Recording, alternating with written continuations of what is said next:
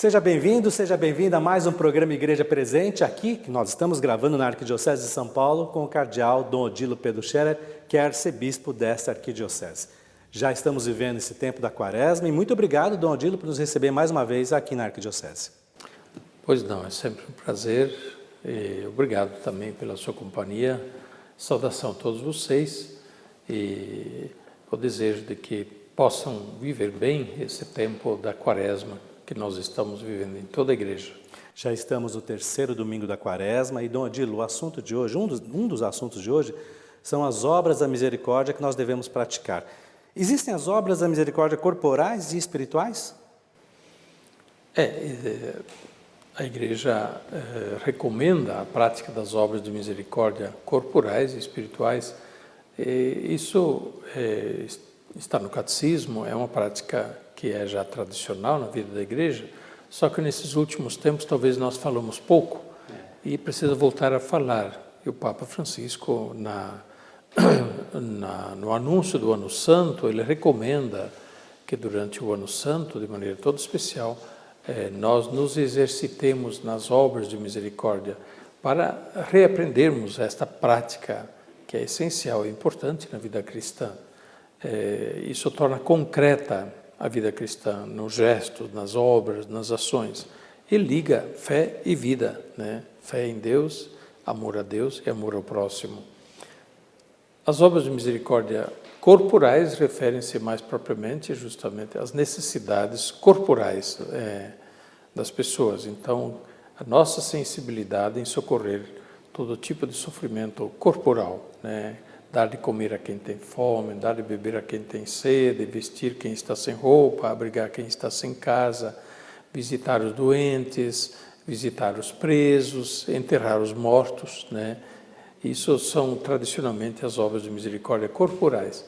É claro que podem haver tantas outras que não estão nesse catálogo, mas estas dizem respeito justamente àquelas ações que nós encontramos lá no capítulo 25 de São Mateus, no grande julgamento, quando Jesus diz que por estas obras nós seremos julgados, se as praticamos ou deixamos de praticá-las.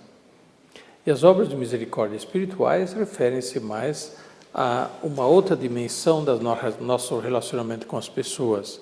Por exemplo, ter paciência com as pessoas, rezar pelos outros, instruir quem vive na ignorância,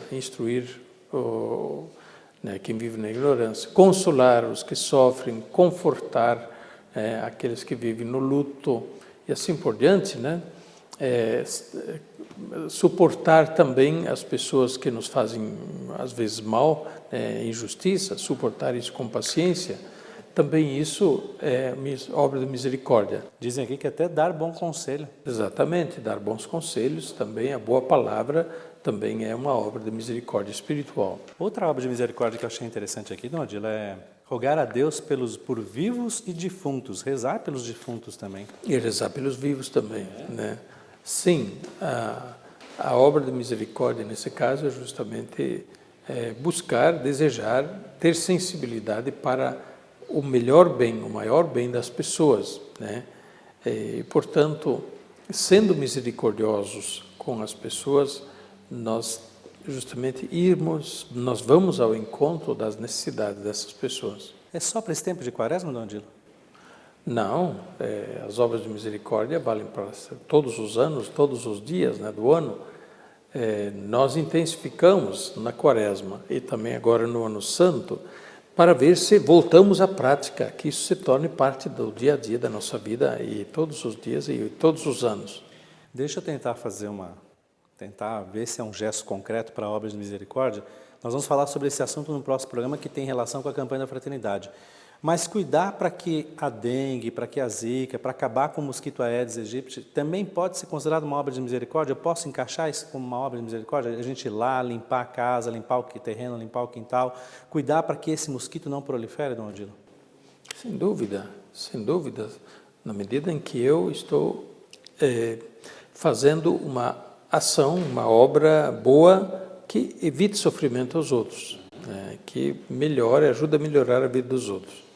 Mas tantas obras de misericórdia que não estão catalogadas aí, mas, por exemplo, você cuidar de uma pessoa doente, cuidar de uma pessoa idosa, você cuidar também de uma pessoa que tem algum problema, deprimida, down, ou né,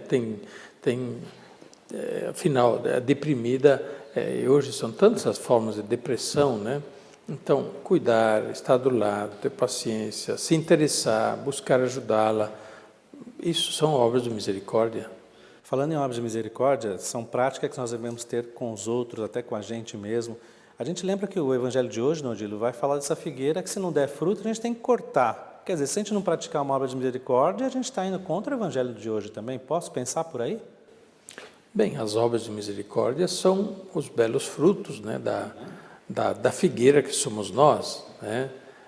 Frutos bons, e Deus espera os frutos, né? Jesus dá a entender muito bem, através da história da figueira, né, que não tinha frutos. Jesus estava com fome, foi lá, viu a figueira, procurou frutos, não tinha.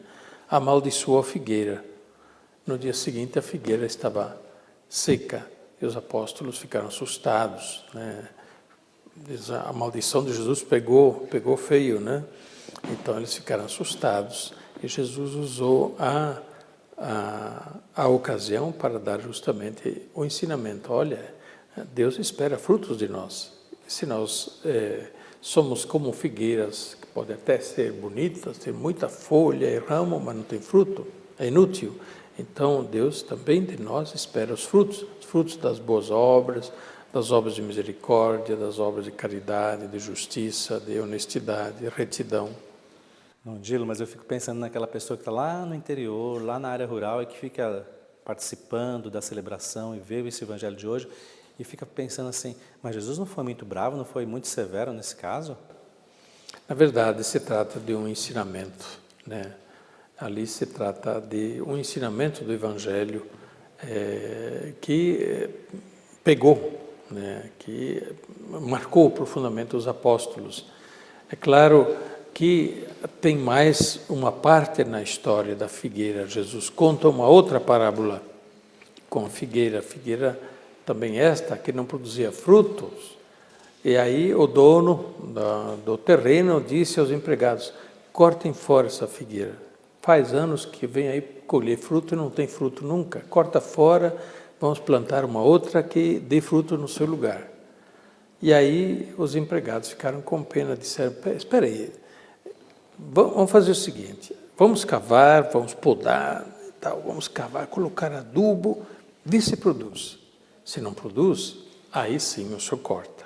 Vamos fazer? E Jesus dá a entender que o patrão aceitou. Então vamos esperar, vamos dar mais uma chance. Então a parábola, a história da figueira tem esse outro lado. Deus tem paciência, sim. E além de ter paciência, coloca mais um tanto de ajuda, de graça, né? Para ver se nós produzimos fruto. Agora, se não produzimos fruto, é realmente uma vida inútil. A chance nos é dada. A chance nos é dada. Então, não é que Deus nos fulmina imediatamente porque nós não produzimos o fruto. Aí sim nós estaríamos perdidos, né? Deus tem paciência, é misericordioso. Dom Odilo, teve um assunto importante na semana passada, pelo menos para mim foi importante, onde o Papa, na última audiência, falou para os políticos corruptos se converterem. Por que o Papa falou diretamente para os políticos, Dom Odilo?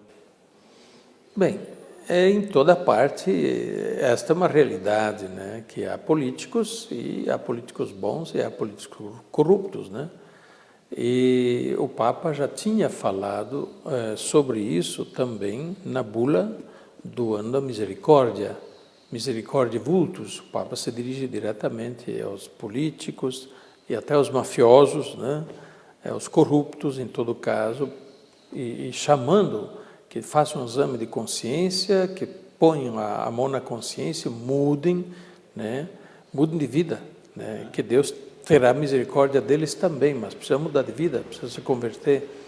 Então, essa palavra dirigida diretamente aos políticos corruptos, né? O Papa está se dirigindo especificamente aos políticos corruptos, não está dizendo que todos os políticos são corruptos, e chamando A misericórdia, chamando a conversão, né? O tempo da quaresma, sim, é para isso, também para chamar todas as categorias sociais.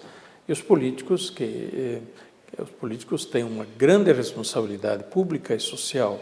Então, se algum político é corrupto, ele está cometendo uma séria injustiça em relação à sociedade.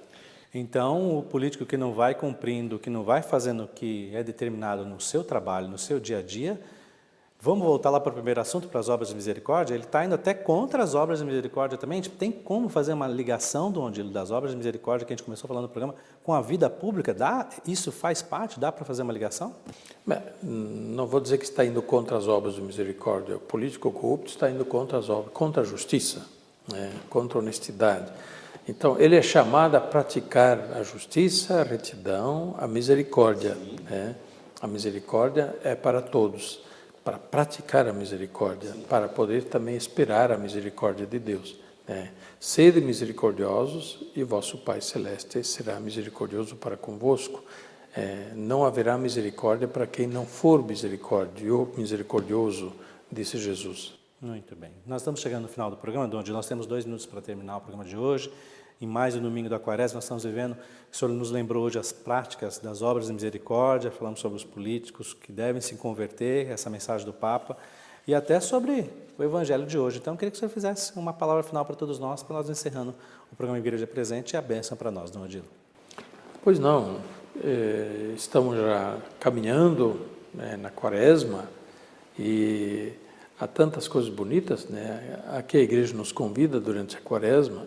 A Quaresma sempre deve ser relacionada com a Páscoa, né? Quaresma, preparação para a Páscoa, para celebrar bem a Páscoa. Então, a minha pergunta é essa: como anda a preparação para a Páscoa, né? E aproveitemos esse tempo de penitência, de conversão, para a gente se aproximar mais de Deus, se voltar para Deus de todo o coração, para a gente eventualmente corrigir coisas que na vida não estão bem, e sobretudo para a prática das obras de bem, das obras de misericórdia, das obras de retidão, de justiça, a que nos convida o Evangelho e que são próprios da vida cristã. Entre outras coisas, a prática da campanha de fraternidade, né? A campanha de fraternidade que nos convida a sermos também socialmente solidários, não nos isolarmos em nossa vida privada sem nos importarmos com o que se passa ao nosso redor. Neste ano, nos é pedido que juntos cuidemos da casa comum. A casa comum é o mundo, é a natureza, é a nossa cidade, é a nossa rua, nosso bairro, né? E até nossa casa, né? Eu acho que as famílias, né, os pais, né, às vezes podem até colocar esse tema em casa para os filhos. A nossa casa comum é esta aqui em primeiro lugar. Vamos ajudar a cuidar bem desta casa, da ordem, da limpeza, eliminando o mosquito, não deixando proliferar onde tem. Afinal, né, cuidar bem da própria casa já é uma boa parte do cuidado da casa comum. Se cada um fizer a sua parte, né, Dom Odilo? Vamos arrumar a cama, colocar o lixo no lugar, vamos tirar a desordem de dentro de casa, vai ficar bonita também a casa comum onde você habita com a sua família. Então, uma bênção para todos nós, Dom Odilo. Que Deus abençoe a todos e boa continuação na vivência da Quaresma. A bênção de Deus Todo-Poderoso, Pai, Filho e Espírito Santo, desça sobre vós e permaneça para sempre. Amém.